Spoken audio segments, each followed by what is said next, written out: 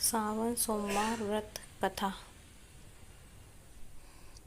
ओम नमः शिवाय। सावन सोमवार व्रत कथा। एक बार एक साहूकार भगवान भोलेनाथ का बहुत बड़ा भक्त था।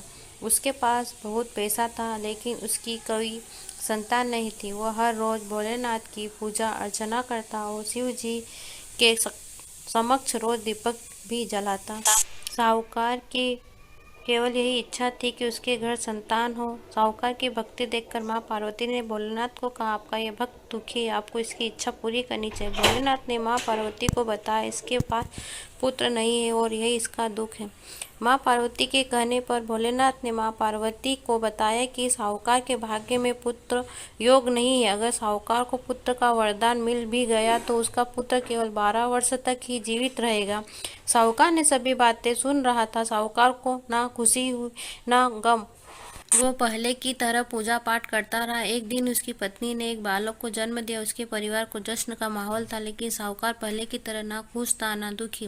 11 साल की उम्र में साहूकार ने अपने बालक को उसके मामा के साथ शिक्षा ग्रहण करने के लिए काशी भेज दिया। साहूकार ने अपने साले को बोला, रास्ते में ब्राह्मण को भोजन भी करा दे। काशी के रास्ते में एक राजकुमारी का विवाह हो रहा था। इसका दूल्हा एक आंख से काना था। तो उसके पिता ने जब अति सुंदर साहूकार के बेटे को देखा तो उनके मन में आया कि वो क्यों न इस ही घोड़ी पर बिठाकर शादी के सारे कार्य संपन्न करा लिए जाए। जब विवाह संपन्न हो गया तो जाने से पहले साहूकार के बेटे ने राजकुमारी की चुंदरी के पल्ले पर लिखा कि तेरा विवाह तो मेरे साथ हुआ है, लेकिन जिस राजकुमार के साथ भेजेंगे वह तो एक आंख का काना है। इसके बाद साहूकार का बेटा काशी पहुंच गया। राजकुमारी काने के साथ नहीं विदा हुई।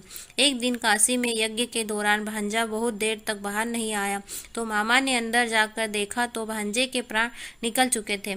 मामा ने रोना पीटना मचाया। उसी वक्त वहां से शिव पार्वती जा रहे थे, तो माता पार्वती ने शिवजी से पूछा, है प्रभु, है ये कौन रो रहा है?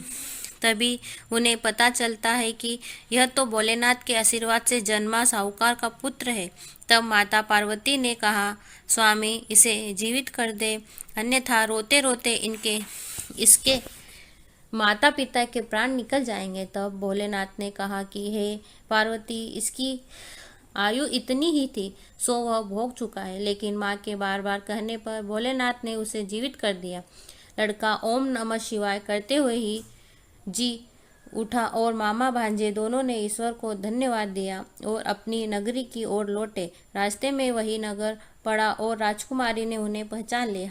तब राजा ने राजकुमारी को साहूकार के बेटे के साथ बहुत सारे धन धान्य के साथ विदा किया।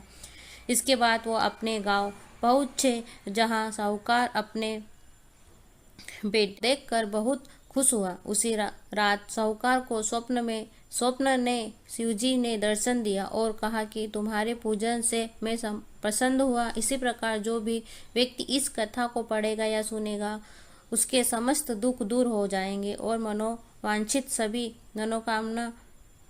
कामनाओं की पूर्ति होगी। सावन सोमवार की कथा समाप्त। धन्यवाद। ओम नमः शिवाय।